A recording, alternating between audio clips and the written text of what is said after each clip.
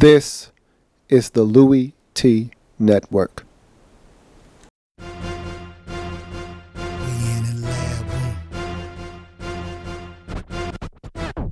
Man, I love some football. Man, I love some football. My favorite week is week 1, cause I'm watching football. But first comes the preseason, and I don't take a day off. And then it gets even better when your team makes the playoffs. 32 teams go hard for one thing. They work for one thing. That Super Bowl ring. 32 teams go hard for one thing. They work for one thing. That Super Bowl ring.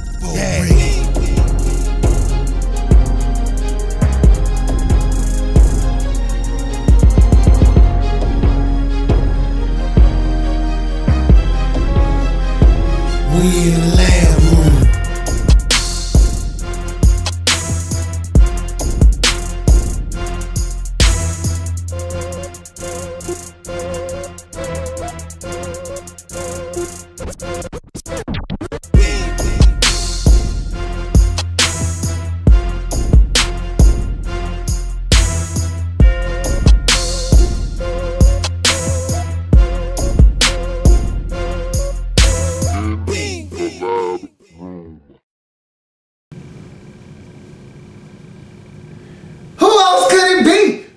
Your man, Louie T. Welcome. You are in the lab room. Of course, I'm your host, Lou. Thank you for joining me. Week number 8 in the National Football League. Wednesday edition of In the Lab Room. Down the pipeline, we got PDS coming straight at you. But before we can get to that, we've got the Sole Survivor for week number 8. So I don't want to waste any time, man. I'm 6-0-1, and I got it done last week. It wasn't pretty, it wasn't easy, but a win's a win's a win in the National Football League. Got the Patriots to get me over the hump last week. So, hey, I'm doing it big, but now it's getting tough. We're at week 8. Now you got to reach in your bag of tricks and pull out a winner. I mean, all your gimmies are gone, man. Your New Englands are gone. Your San Diego is probably gone. I know your Denver is gone by now. You got to reach in the bag now. There's no more layups. You got to shoot a tough contested jumper to get it to go in. And I'm here to help you, man. Let me penetrate. Let me suck the defense in. And I'm going to kick it out to you wide open Trey. Can you knock it down? If you pick the team that I give you, it'll go in the bucket. So let's do it, man. You know how this goes. It's fast paced. It's in your face. It's the week number 8. Sole Survivor in the lab room. Let's go. So we start Thursday Night Football. San Diego Superchargers at the Denver Broncos. This might be the best Thursday night game of the year on paper. Why would you even consider this? I'm not. I'm moving on to Sunday where the action is a lot safer. So you go to the Sunday games, and before we even get to the 1 o'clocks or the 4 o'clocks, we got a 9 o'clock game across the water in London. Detroit Lions at the Atlanta Falcons, and this is your Sole Survivor pick of week number 8 right here. Don't need to go any further. And I'm gonna tell you this right now, and I won't tell a lie. I cannot tell a lie. I won't lie to you. There's not another option. You know how in past weeks I would say, hey, there's some other options out here, but they're not better than this one. Or I say, hey, I'll give you my blessing, but I'm not signing off. I'm not signing off on nothing. I'm not giving no blessings. There's not another game on this docket that is pickable than this game right here. So I'm here to tell you, you either take this game or you're on your own. I'm gonna step back. I'm gonna tell you, hey man, shake your hand and tell you good luck. May the forces be with you, because you're on your own. If you don't take this game, the rest of them are all trouble. But see, Atlanta Falcons, losers of 4 straight, they're struggling, man. And that right tackle situation is ugly. In here, oh, in here, oh, in here, oh. It's ugly at that right tackle position. And it's stopping Matt Ryan and this Atlanta Falcons offense from pushing the football down the field. And they can't nickel and dime you. That's not how they're built. They're built to push it down the field with Julio and Roddy White. And so they're struggling right now. They can't put up the points. Look, the defense came into the season suspect. They haven't gotten any better. So right now, they're a bad football team searching for answers. And right now, they don't have any of them. Meanwhile, the Detroit Lions, man, was it close. They should have lost last week, but we don't deal with should-have, could-haves, or would-haves in this league. We deal with results, and the end result was a 24-23 victory over the Saints. So they got it done. They're 5-2 right now on these Lions, and they're playing confident football. This is the best I've seen this Lions defense look in forever. That defensive line is lights out. They're forcing turnovers. Terrell Austin has those boys playing at another level, and the offense is doing just enough. Look, Halvins, the Muggletron, may not be in the lineup, but Golden Tate has been a godsend. And so if they can continue to do just enough, and this defense continues to stifle teams like they've been doing, this Falcons team doesn't have a chance in London. Take the Detroit Lions. Look, hey, run away, don't look back. They're going to get you to week number 9 in the National Football League. You have my word on this one. Take the Lions. They won't let you down. Now, just in case you don't trust me, and again, I tell you this every week, this is a trust building exercise. I want you to trust what I say. So in order for you to do that, I'm going to go down the list of games so you know that there's not a better option in week number 8 for you to get away with to go to week number 9. So here we go. We're going the rest of these games. Listen closely because there are not any other options that you don't want to stake your claim on any of these games. Watch what I tell you. Buffalo at New York. If these two teams say they ain't did it, then they ain't did it. But if they did, well, that's family business. I'm moving on to the next matchup. Baltimore at Cincinnati. More family business, please. I'm moving on to the next matchup. You know the rules. Then abide by the rules. Those are family business games. Leave them alone, man. Seattle at Carolina. 3-3 Seattle, who hasn't won in 2 weeks, going on 3 weeks.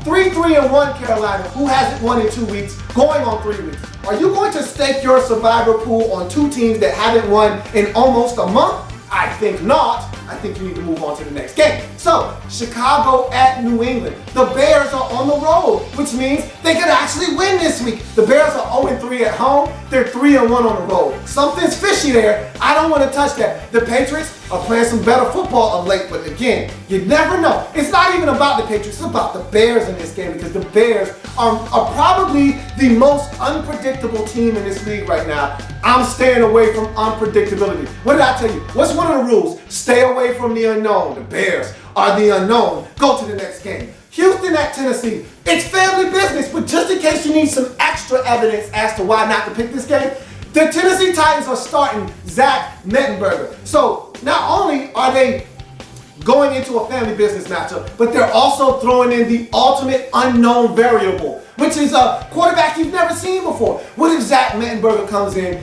and shreds this Houston Texans defense for 320 yards, 2 touchdowns, no interceptions, and they win the football game 31-13? It could happen. But what if he comes in and does what most rookie quarterbacks do? He's wide-eyed, the game's moving so fast, his head's spinning, he throws 2 interceptions, fumble ones, Texans dominate 30-17.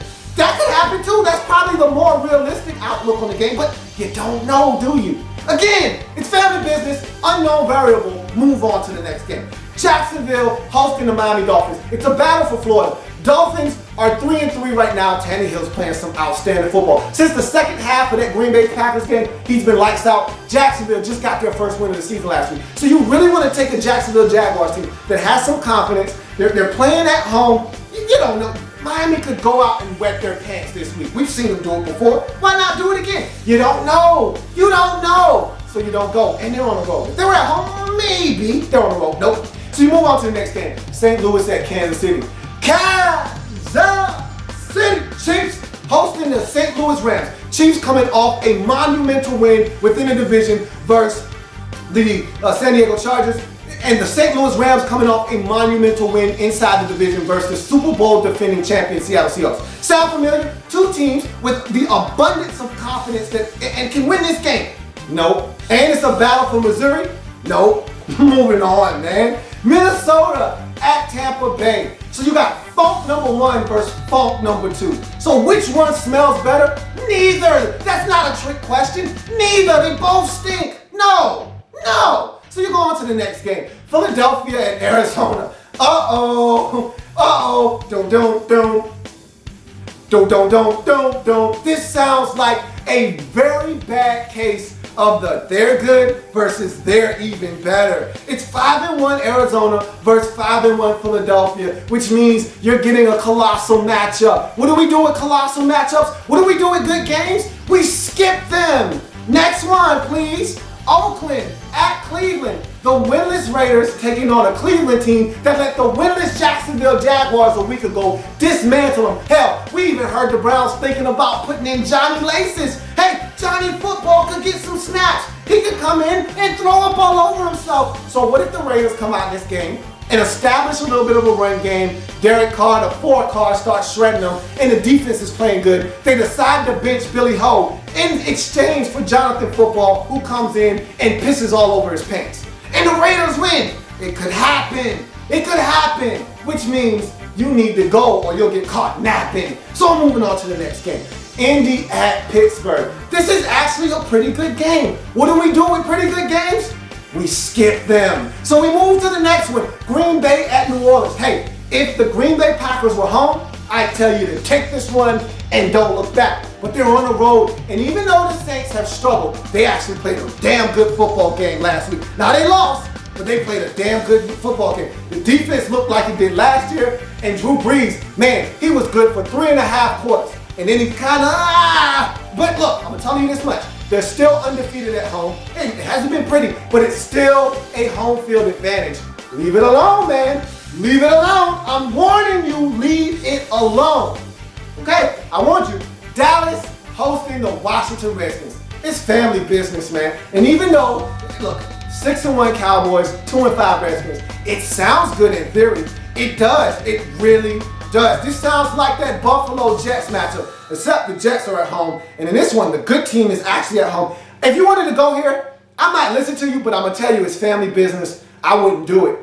Even when the Redskins are bad, they find a way to beat the Cowboys, or at least play them tough. I'm not touching this one either. What did I tell you?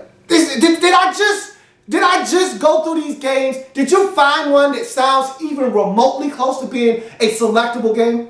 Nope, I can answer that for you. You did not. And so, the Detroit Lions over in London versus the Atlanta Falcons is easily the sole survivor of week number 8 in the National Football League. Take it, run with it, you'll be happy that you did. We'll come back after this short break and we'll get into PDX. Social media has taken off in ways that I couldn't have imagined.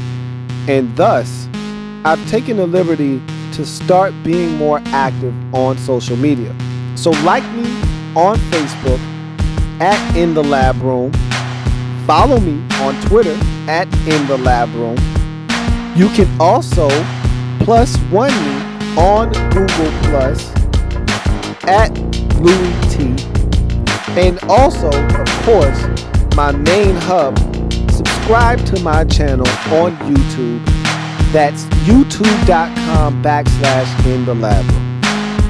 These are all ways that I'm looking forward to interacting with you, the viewers, in the upcoming season of the Louie T Network.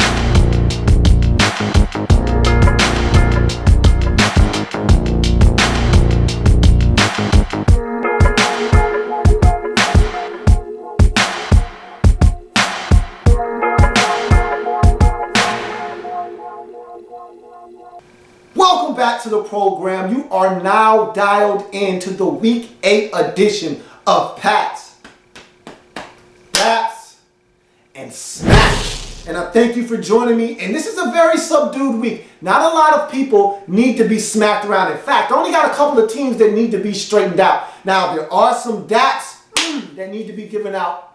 And there are a couple of Pats that need to be shelled out as well. Speaking of Pats, let's pat a couple of teams on their back. And the Jacksonville Jaguars are up first. Man, you gotta win! Congratulations! Jacksonville is on you can put them on the board! Yeah! Jacksonville Jaguars have finally gotten off the schneid, and they did it in a major way. 24-6 over the Cleveland Browns. That's a huge win. Hey, you're finally out of that 0-win line, and you're sitting at the 1-win table. Congratulations. That's really not a table you want to be seated at. However, it's better than standing outside in line waiting to get in. I can tell you that much. So, congratulations to the Jaguars. You're off the board. My man Gus got to win. I don't want Gus to get fired, man. I'm glad you got to win. Pat yourself on the back, Jacksonville. What about the New Orleans Saints? Man, you had that game. You played so well for 3.5, hell, 3 4/5 quarters, man. You had that game. You were up 23-10 with 5 minutes left in the game. You can't blow that lead, New Orleans. Not on the road. You had that game. And then you self-destructed. Golden Tate on a simple stop route, a simple curl, a simple hit. You call it what you like. He should have been tackled. He catches the football and he explodes. Runs by your whole entire secondary. Not supposed to happen. Then Drew Brees throws a pick. Glover Quinn Jr. with a beautiful play. Gets him. Then, okay, fine. So he throws the pick. Then you got a chance to get off the field. It's 4th and 5. Raphael Bush, what are you doing, man? I wanted to smack you. I wanted to smack this Saints team for blowing this lead. But you played so well for the majority of the game. I can't smack you. I can only pat you on your back and tell you, it'll be okay, man. Maybe next time we'll get it done. That hurts. That stings. Even Sean Payton was aggravated in the press conference when they started asking him about his play calling and about throwing the football and being aggressive. And look, you can second guess all you want. If it would have worked, you would have called him a genius. It didn't work, so now you want to second guess him. Pat yourself on the back. Don't worry about it, man. You'll get him next time. And so we go from there to Daps, and I got some teams and some players and all of that good stuff to dap up. Let's start. Kansas City Chiefs. Did they deserve some dap? The boys from Missouri. Hey, look, 2 of those Missouri teams got some big wins. Let's start with the ones with the red helmets, though. The boys from Kansas City. They got it done on the road. They gave the San Diego Chargers a dose of their own medicine. They ball-controlled offense the San Diego Chargers to death. And what better quarterback to do it with than Captain Checkdown? Nobody in the league is better at nickel and diamond, dinking and dunking. It's the man with the master plan, Captain Checkdown. And he got it done, man. He got it done in that game. He was razor sharp. Had some guys dropping the football. Junior Hemingway with a huge drop. Debo with another drop. But when it was all said and done, they got it done as a team. They harassed Phillip Rivers. That defense is starting to look a lot like it did last year. I didn't think it could be done. I didn't think Tamba Hali and Justin Houston would return to that form. I didn't think the secondary could recover from all of the losses that they had in that secondary last year. I didn't think Eric Berry's been banged up. No more Brandon Flowers. I thought that they were going to struggle defensively. I really did. And they are starting to play football. The young guys are starting to step up, make plays. I really like what they're doing in Kansas City. That was a big win on the road. Even. Give me some, Kansas City. Give me some. That was a huge win. That is the type of win that saves your season. You lose that game, you go to 2-4. You're an afterthought in the AFC West. You win that game, now you're 3-3, and all of a sudden, a lot of options have been opened up and afforded to you. Big win, Kansas City. Let's stay in Missouri. St. Louis Rams deserve some dap. Man, their special teams coach, I believe his name is John Fossil. It's definitely Fossil. It's the son of head coach or ex-head coach Jim Fossil. I tell you what, that young man there, he deserves a lot of praise. And like I said this in the breakdown of that game. Those are the type of performances that at the end of the season get you a couple of interviews for a head coaching job. That was an outstanding display of how you coach up special teams and how you out-coach the opposition special teams unit. And the Rams got it done. And you know what? This Rams team has done a magnificent job of jumping out to leads this season. They just don't know how to hold them. And they almost blew another one, but the special teams unit said, not this week. You're not getting away from us this time. We let the 49ers off the hook. We let the Cowboys off the hook. We're not letting you off the hook. And if they knew if they punted that football, Russell Wilson was going to go down the field and beat them. And they said, not happening today. Not happening today. They fake the punt. They pick it up. They get the football. And Trey Mason was outstanding in this game. 18 carries, 85 yards. Really, the St. Louis Rams offense was great in this game. They didn't try to do too much. They did just enough. They beat the Seattle Seahawks in this game. St. Louis, that's what I'm talking about. That's what I'm talking about. St. Louis, you get some power dap from me. What about Peyton Manning setting the NFL all-time touchdown passing record on Sunday Night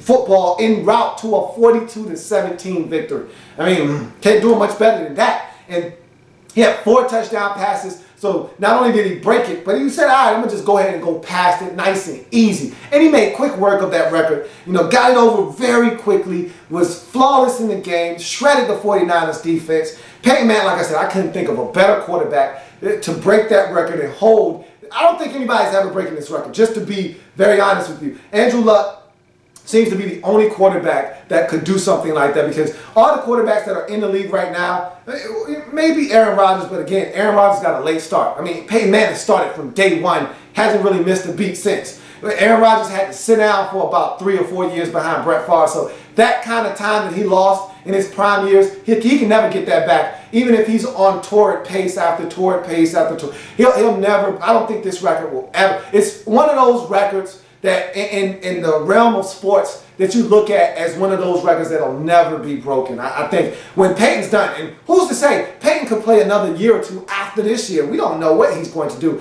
I mean, he's one of those guys that until I feel like I can't do it anymore and I still am doing it at a high level, which he is, I'm going to keep playing. That record could get all the way to 600 touchdowns before he's done. That's the kind of player that Peyton Manning is. If he plays 2 more seasons, and he's throwing, 37 and 43, and this year he's probably going to throw another, we're week 8 now? He's probably going to throw another 22 touchdown passes this season before it's all said and done. He could easily get to 600 if he plays another 2 seasons after this year. So that record is not going to be broken, and Peyton Manning deserves a big round of applause. That's what's up for the best quarterback in NFL history. I'm not going there with y'all today. I'm not, but I just said it. And then you also have to give Dap to Ryan Tannehill going on the road. This guy was under a lot of scrutiny just a month ago. Before the bye week, going into that game against the Raiders in London, he was under heavy scrutiny over should he be benched? He isn't playing good football. They had just left Buffalo. They were trounced against the Bills, and he looked bad, and they weren't playing good football, and they had lost to Kansas City, who had blown them out, and it just looked all bad for Ryan Tannehill. They go over to London. They take care of the Raiders. They go on a bye week. Everybody gets a week to just chill to the next episode, and then he comes back, and it didn't look good in that first half against Green Bay, but something clicked at the half. He comes out, and he's the Ryan Tannehill that we all have seen flashes of, that we know can play at a very high level in this league. Almost takes his team to a victory. If not for Aaron Rodgers and his late game theatrics, he wins that game. But then he says, all right, just to prove that wasn't a fluke, he goes on the road to Chicago and does the Bears and starts the game 14 of 14, shreds the Bears en route to a 27-14 victory. My man Ryan Tannehill has silenced the critics. At least for now, he's playing top-notch football. And for that, you get some dap, Mr. Tannehill. We go from the daps to some smash. Now, what I want to do is have all the teams, listen closely, I'm only going to say this once. I want all the teams in the league with the first name starting with a C and the last name starting with a B to stand up. Stand up, come forward, okay? So if your team's name starts with a C and the last name is a B, stand up, come forward, all right? Everybody else sit down, have a seat. Everybody else remain in your seats. Those teams, come forward. So, of course, I'm talking to the Chicago Bears. I'm talking to the Cleveland Browns. I'm talking to the Cincinnati Bengals. All of you, come up here. Come on. Right up here. All of y'all line up right here. And I'm going to deal with you one at a time. Cleveland, you first. Come on. I said to you last week in the preview for your game, I made myself crystal clear. I said to you, if you want to be taken seriously, okay, what you've done so far is you've put forth a body of work that will allow everyone to somewhat respect you, okay? You're starting to garner respect. No longer are the Cleveland Browns the laughing stock of the AFC North Division. This is a 4-team race. That's what you wanted to kind of convey to everybody. You wanted everybody to respect you as an equal in that division. No, you can't just walk into Cleveland and get a W. You can't just have us on your schedule and think you're going to get a W. You actually got to beat us. We're not going to beat ourselves. We're going to play confident football. And if you don't play for 60 minutes, hey, if you take a half of football off, we're going to come back and smoke you. That was the message that you were sending out to everybody, that we're legit, we're for real, and if you're not careful, we'll beat you. Okay? That message was heard loud and clear. But I told you specifically last week that if you want to be taken seriously, if you don't want people to laugh, when you say, hey, we're the Cleveland Browns. You know who? You're the Cleveland Browns. If you want people to stop doing that, then you needed to go to Jacksonville and win. You want me to take you serious? You want everybody else in the league to take you seriously? You needed to beat Jacksonville. And what did you do? You went and dropped some of the stuff that's in your name on the ground, man. You dropped the Brown stuff on us, man. You went and crapped your pants. 24-6, let the Jaguars, who were winless on the season, beat you in that game. You had turnovers, you had mental mistakes, you had penalties, you had it all. You look like the Browns, man. You look like a steaming pile of the Brown stuff. And for that, you get smacked, man. You get no respect from me. Get out of here. And so, yeah, I just kicked you. Yeah, I smacked you, then I kicked you. Get out of here. Two-piece combo. Cincinnati, get up here. Come on. Yeah, get up here. I know you didn't have Young, Fresh, and Green. I know you didn't have A.J. Green. I don't care. You don't go on the road and lose 27-0. That's embarrassing. You went out there. Hell, Andy Dalton didn't have 100 passing yards to the fourth quarter. That's despicable. At the half, you had 8 possessions. You only had 33 yards. That is disgusting on every level imaginable. You were embarrassing on all fronts. You didn't show up. You didn't show out. You didn't do anything in that game. And one guy didn't make a team. I don't want to hear it. Shut your mouth. I don't care AJ didn't play. I know he didn't play. Shut your mouth. I don't want to hear it. Okay? 27-0 for a team that wants to. First of all, you're a division champion. You don't do that kind of stuff, man. You don't let nobody disrespect you like that. You don't let nobody do that to you. That's like you letting somebody smack your sister in the face and you sit there and you watch it and you don't do nothing about it. You don't do that. You can't go home to your mom and your dad if you let somebody smack your sister in the face and don't do nothing about it. Oh, you're going to get your ass tore up if you don't do nothing about it. You let them punk you and you ain't do nothing about it. You picked up your pants and you turned around and you ran home. That's some bitch stuff. And for that, you get bitch smacked. Get out of here. 27-0. And you want to make the playoffs doing that? Get out of my face. Chicago Bears, come on. Come on. Get up here. Yeah, you. Get up here, Chicago. I'm sick of you. I am sick. I've had it up to here with the Bears. I pick you when you're at home, you lose. I don't pick you on the road, you win. I'm sick of it. You are winless at home. Who does that? Who doesn't win at home? Not talking about the Raiders. Sans the Raiders and the Jacksonville Jaguars. Hell, Jacksonville's even won at home. They've even won at home at least once. You are 0-3 at the crib. You're 3-1 on the road. Where did you do that at? What's your explanation? Don't talk. That was a rhetorical question. Don't say nothing. I don't want to hear your mouth. All the time you had to do the talking on the field, you said nothing. You let the Dolphins come in your house, smack you around. You let the Bills come in your house, smack you around. You let the Packers come in your house, smack you around. Oh, but you want to go and be a big man in Atlanta. You want to go be a big man in Atlanta, smack around the Falcons. They don't know what's going on in Atlanta. That doesn't count. Oh, but you want to go to New York and beat the Jets? Yeah, you want to do that. Oh, get out of my face with that. Beat somebody at home. Beat somebody at home. I dare you. I double dog dare you. Beat somebody at home. You can't, can you? And you know what happens to teams that can't win at home? They get smacked. You're dismissed. Get out of here. All these teams make me sick. Despicable in week number 7. All these CB teams, smack. I don't want a break. I don't need a break. I don't need to calm down. We're going to finish this episode up really quickly. I was inspired by a couple of fans that were talking about their teams after this week's football games.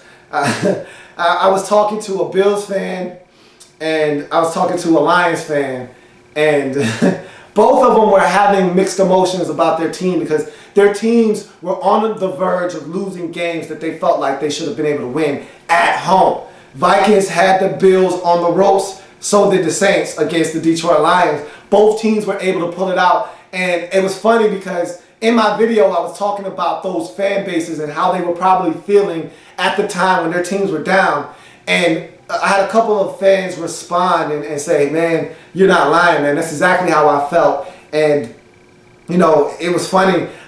The Lions fan, my man Brian, he said he was at the game. He was at Ford Field because I talked about how quiet it was at that 5-minute mark when they were down 23-10. It was so quiet. You could hear a pin drop. I'm watching the game and I'm like, damn, is anybody home? Anybody there? I mean, it was so quiet. And, you know, Brian said, I could only help but think to myself, and as he was thinking to himself, this sucks, a fan a couple of rows behind him said, same old Lions. And Brian said, I can only help but think the same thing to myself. Same damn Lions. You think we're turning the corner, you think we're starting to build something, and then we let New Orleans, who was struggling, even though they're coming off a bye and they played really well coming off a bye. Historically, Sean Payton had never lost coming off a bye. They didn't care about that. That was a 2-4 football team, 2-3 football team. We were supposed to be able to dispose of them, and we're about to lose. And so Brian was like, man, same old Lions. And it got me to thinking, as a fan, you know, it's funny because sometimes I don't know if the players realize that fans live and die with these teams, man. I mean, we invest so much energy, so much of our livelihoods with these teams. I mean, we grow and we get old with these teams. I mean, when you pick a team, if you're a real true fan, when you pick a team and you make that team your own and you ride or die with that team, that's a lifelong bond that you form. I think that the most unique perspective in all of sports is that of the fan, because the fandom is crazy in this world. In the realm of sports, nobody is more dedicated than a fan. I mean, you can talk about players and we talk about the work ethic of a Larry Fitzgerald or some of these guys that work extremely hard at their craft, but Larry Fitzgerald will play for 12 to 15 years and be done. That fan will be a fan for 60 years, for 40 years, for 37 years. Fans, they're fans for life. Larry Fitzgerald might always be a Cardinal, but he won't be a Cardinal player for life. A fan is a fan for life. And so it got me to thinking, I want to do a special. I'm going to do like a 5-part series called The Fan. And it's just going to be dedicated. And it's going to take a close, in-depth look at the life of a fan and just what it means to be a fan and how you feel. I'm going to tell some stories about fans. And I encourage you guys to give me some stories so I can include it in that 5-part series, The Fan. I think it's going to be an excellent piece of work. Don't know when it's going to happen, but that's something that I want to work on, and I think that's something you'll see coming down the pipeline a little bit later on. But that's the idea that I got, just listening to you guys talk about your experiences, and I want to hear more of them, because those stories that I got about the Bills, it was from Josh and Kelly, and I got one from Brian R. He's a Lions fan, and Josh and Kelly is a Bills fan. Those stories are the ones that I enjoy reading the most, because it gives you that in-depth look at what it feels like to be a Bills fan, to be a Lions fan, to be a Browns fan, to be a Ravens fan, to be a fan of these teams, to know that you're going through this. This was your emotion at this time. You know, your team's getting spanked 38-3, and you're like, man, this sucks. And you're a Browns fan or you're a Panthers fan watching the Green Bay Packers do you in. These are the type of things I would love hearing about. So that's what I wanted to drop on your melon at the end of this program. I thank you for joining me. If it happens in the National Football League, whether big or small, we cover it all here in the Lab Room. Come back and join me tomorrow as we'll be talking about the Thursday night football game. Man, is that going to be a good one? It's going to be the Chargers at the Broncos. Can't wait to watch that one. So we'll talk about the preview for that on Thursday, as well as supply and demand. I'll see you tomorrow. Have a good one. See you then. In the Lab